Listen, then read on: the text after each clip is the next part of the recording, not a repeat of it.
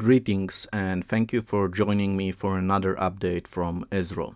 It has been already 5 days since the horrible attack of Hamas onto the territory of Israel. Once again, I am showing you on this map the territory that was initially taken by Hamas. This is marked by a green color on this map. This territory is identified by Israel as the corridor, and I will be using this term, so I wanted you to know exactly what I'm talking about. So, since yesterday, the corridor has been totally secured by the Israeli army, and the Israeli army is preventing any passage by Hamas in this area.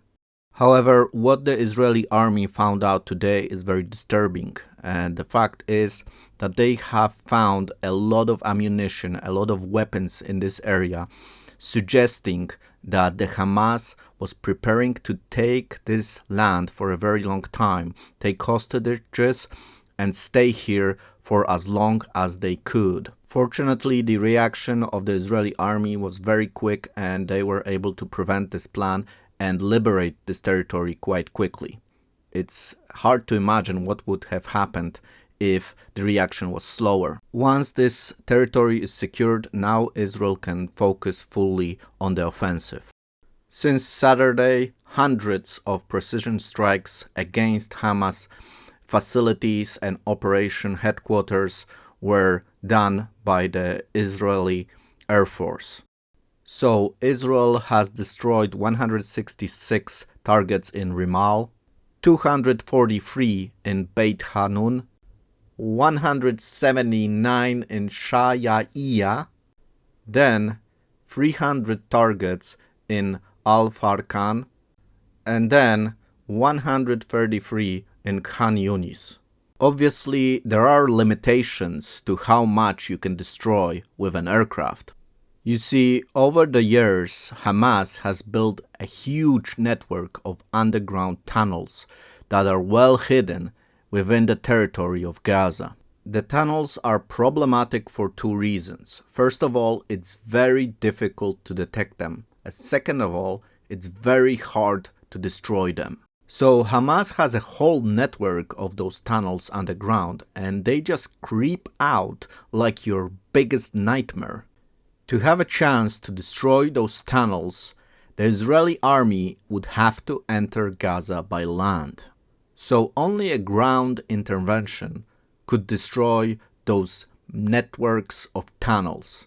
There is no other way. The problem with a ground offensive is, of course, that the attacking units would be very vulnerable, and probably there would be a lot of casualties among Israelis also. Israel, however, is determined. Israel has mobilized since Saturday 700,000 soldiers. This means preparation for a total crackdown on Hamas and the control of Gaza Strip. Due to the urbanized area inhabited by 2.1 million people who are very hostile towards Israel, this will mean the need to engage at least 350,000 forces to attack and then control the area.